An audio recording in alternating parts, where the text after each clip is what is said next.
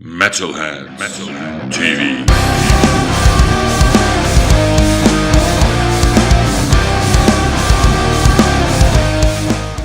So, my first question is, how is your reunion tour so far?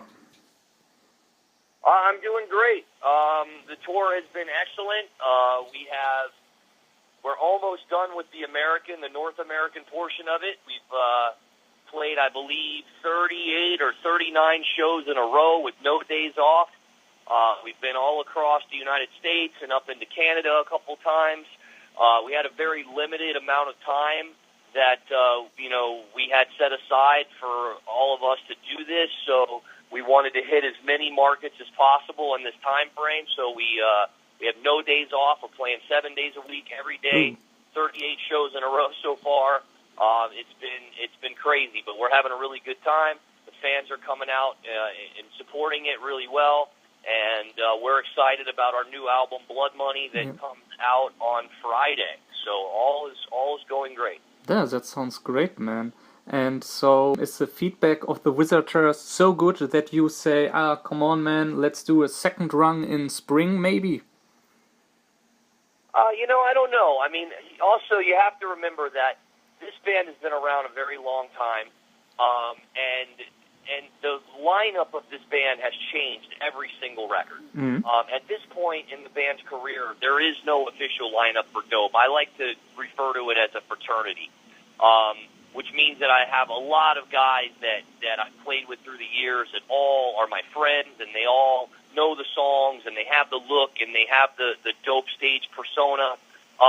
So the band will definitely tour in the future, and just to correct anyone that may misunderstand, the band has been active in between the records as well. It's been about 6 years since we put out a record and did a full U.S. tour, but in that time frame, we've done lots of regional dates, and we've gone over to the U.K., and we supported Coal Chamber, and we've gone over to Russia multiple times. So the band has remained active, and the four members that are part of this reunion, which is the Die Motherfucker Die reunion, the four members of this, myself included, two of those three guys were in the UK with me for the Coal Chamber tour, and then that was Acey and Acey, and we had Nick on guitar, and then a lot of the dates that I played in America over the last 6 years, Virus was playing with me, so it's more of a reunion that the four of us are playing together. But in truth, I've played with all of these guys individually over the last several years. So the band will continue to tour, no question about it.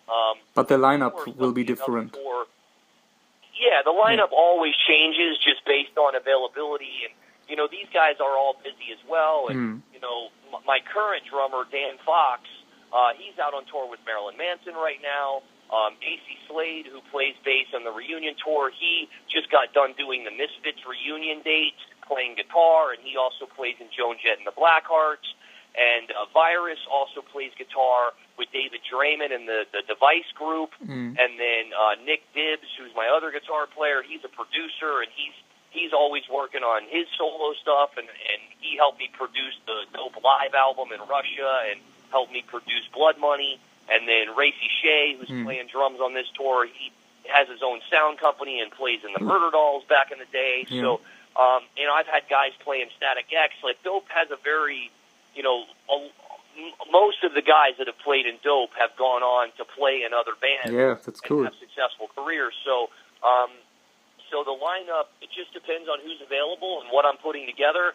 But much like an artist like Trent Reznor with Nine Inch Nails, you know that Trent Reznor sort of holds the spirit of Nine Inch Nails in his hands and in his heart.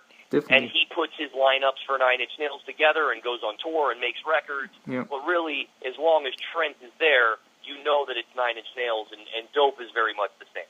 That's cool, man. Awesome. I saw a Facebook video statement of you in August, I guess. And you said that you probably planning to film the actual reunion tour for a DVD. So my question is the plan still active?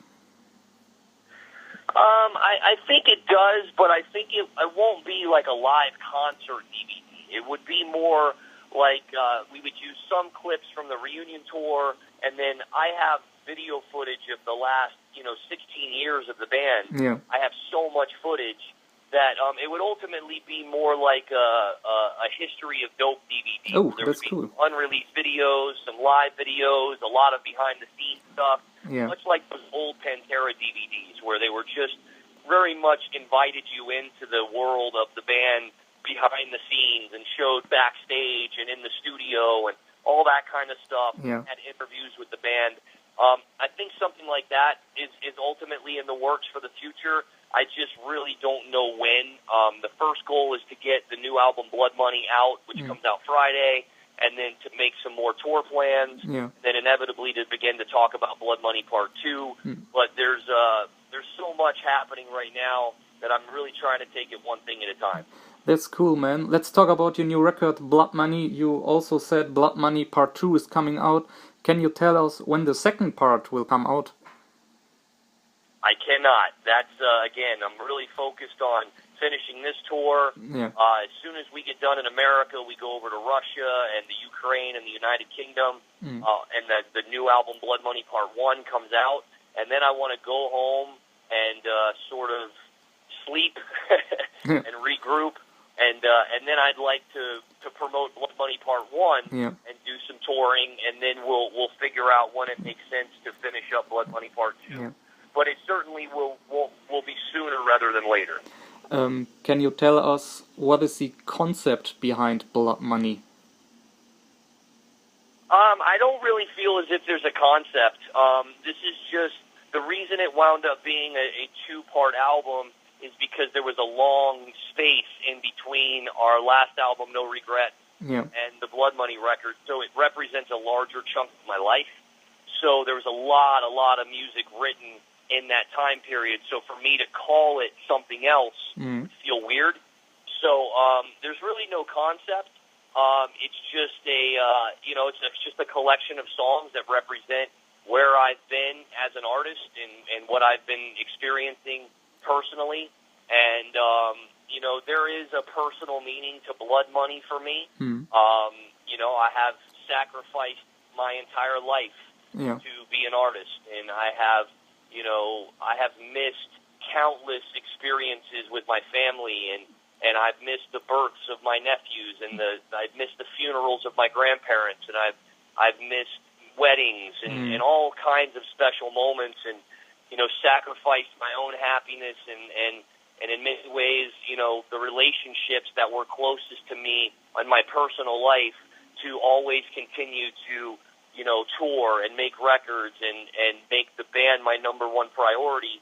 And so I feel as if the title sort of resembles or represents the sacrifices that I've gone through over the 16 years that I had been doing this, leading up to making this record. And I think that, some of that sacrifice is captured within the lyrical content of the record, and it's a very introspective record looking inside me, whereas some of our music is more pointed, where I'm looking out at the world and maybe pointing my fingers at what I'm seeing in society.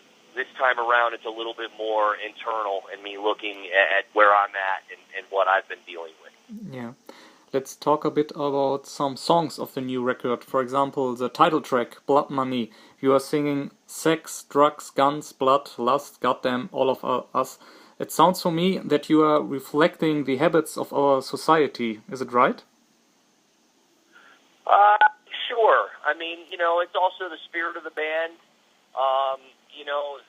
And also, too, there's a little bit of poetry in that song that I will kind of leave up to the listener.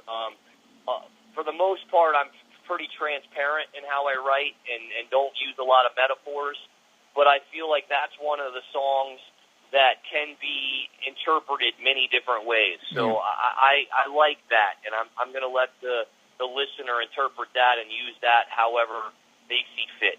One of my favorite tracks is Drug Music. So who came up with this amazing intro guitar riff?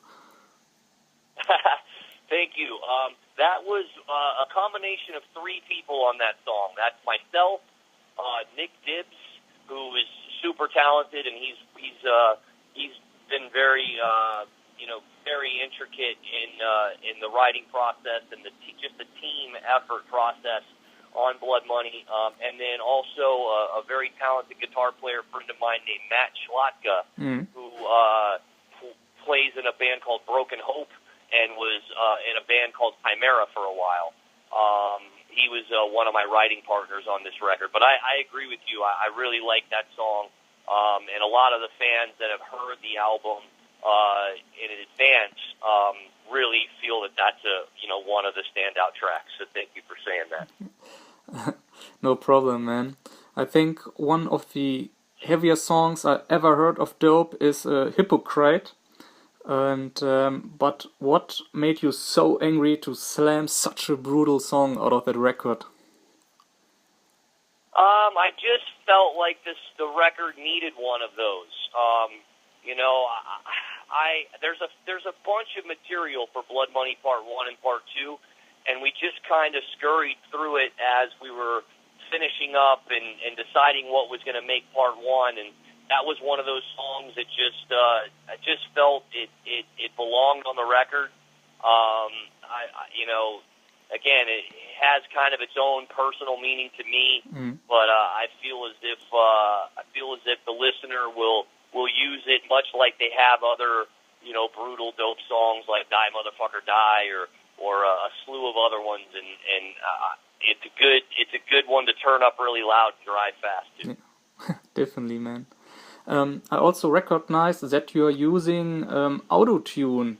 Is there a reason why are you using this effect for your voice? Give me the example. For example, the song Numb. It's not as much auto-tune as it is. It's just a harmony that's just heavily pitched. Yeah. Like auto-tune is a plug-in, whereas oftentimes I will, like on that song, I specifically wanted, it's a two-part vocal part happening at the same time, and I wanted them to almost sound like an instrument more than a voice. So it's sort of a combination of pitch shifting the two notes perfectly in tune along with a vocoder that gives it that effect. Yeah.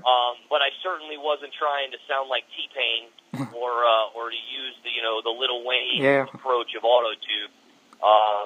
But to me, it was just using it as an effect.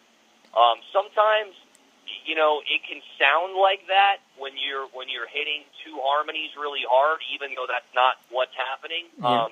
The same thing in Blood Money, in the sex, drugs, blood, lust part. There's two harmonies that are working off each other, and it's not auto-tune that's doing it. They're just hard-pitched so that they rub each other in that way and kind of vibrate and have that sort of synthetic sound to them. They're just over-processed. Okay. Sorry, that was my fault. I don't know it, but... Oh no, it's you. okay. I don't take it wrong. It's all good. Okay, my last question is something about the music business, because I think you are one of the artists who's staying on social media or in the public that you are doing decisions, or the reasons why are you decisions because you want to lose money and you got other business besides dope, so on. And my question to this is, if you could change things of the music business, which based on your experience over the last couple of years, what kind of things would you change and why? Well, I mean, unfortunately, the things that I would want to change are probably will sound like they're for the wrong reasons. The problems with the music business is that there's a couple big issues. There's very little development anymore. So there's very little money being spent to develop young artists so that those young artists can have the chance to become the big artists of tomorrow. But the reason that there's not a lot of money being spent to develop young artists is because there's a lot less money to be made in the music business than there used to be. Yeah. So the changes that I would make would be ones that would put more money back into the music business so that there's more money for the artists and there's more money for the development of young artists. And, you know, things like Spotify and YouTube are very cool places for people to find music, but they really don't pay out the artists fairly. I mean, I've got 100 million streams on Spotify, but I can promise you that my bank account doesn't reflect 100 million streams. Yeah. It's pretty crazy. And in addition to that, you know, I wish that fans could understand more that when you purchase albums, two things happen. One, it puts revenue into the pipeline so that the artists that you like are able to do more as artists. Number one, they can spend more time being artists and making art when you buy the music. Number two, when you buy the music, there's a legitimate and clear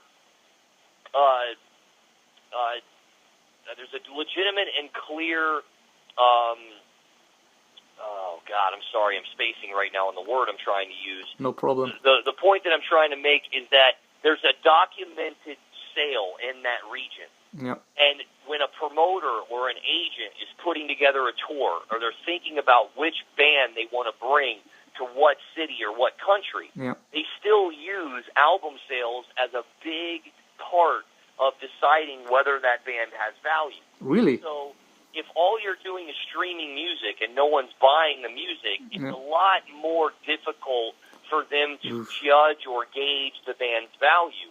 Whereas if fans were continuing to buy music from the artists that they love, I think they would see those artists coming to their town more. Because there would be more of a clear demonstration that in this particular city, this many hundreds or thousands of people bought this new album, and then the promoters and the agents, they'll want to make sure that they bring that band to that city because there's proof that a lot of people are participating in the band currently. The music business is very dismissive of past success. You can take my band, for instance, where we've sold, 1 million albums throughout the course of our career. But if nobody goes and buys the new album, then the promoters and the agents are going to say, oh, no one cares anymore. Even if people are just streaming it or listening to it on YouTube or Spotify, the industry will think, oh, not a lot of people bought the new Dope album, so there's not going to be a lot of call for the people on tour. So whether it's Dope or whether it's any other band, especially a band that's been around for a while, it's very important that the fans participate in buying those new albums because it's almost the best way for the fans' voice to be heard so that the business as a whole knows that there is a fan base in that city that is buying the new music, that is waiting for them to come to their town and play. So those are the things I would change. And really, it all benefits the fans, and it benefits the artist's ability to continue and make music for the fans. Whew. That's a cool opinion, man. Definitely. I can agree to this completely. And thank you, Edsel. You answered all my questions. And our artist got the last words. So is there anything you want to share to your fans? All I want to say is that it's been a long, long time coming for us to get to Europe and to Germany and to it's not because we don't want to. Believe me, I am so excited to finally come to Europe and play. It's one of those very important milestones in my career where this band has toured so many places, and for some reason, Europe has failed to happen for us. But it's important that the fans understand that this is not because we don't want to come there. We know that there's fans waiting for us. We know that it will be an amazing experience, and I'm incredibly excited for it. But we have to find the right partnerships to make it as good as I know it can be. Otherwise, it can be a potential to not go well and then never be invited back. And that is the worst thing that could happen. And, it took us many, many years to finally get to Russia, But once we went to Russia with the right partner, we go every single year.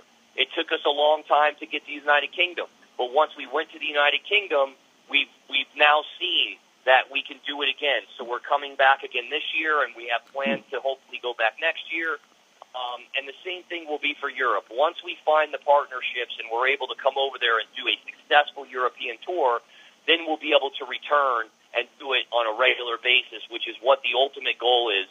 I would hate to come to Europe one time and have it not go well because we did it with the wrong partnerships, and then ultimately we just were never able to go back. So I appreciate the fans around the world, especially the fans that have stuck by us and have yet to have the chance to see us play. We look very forward to correcting that in the future, and I'm going to do everything in my power to make that happen. It just has to be right, so that it's something that we can continue to do for years to come. Awesome, Edsel. Thank you very much for your time. Thank you, buddy. I appreciate it. For this coming Friday, Blood Money Part 1. Yeah. Thank you. Bye. Thanks, buddy. Have a good day. Metalheads TV.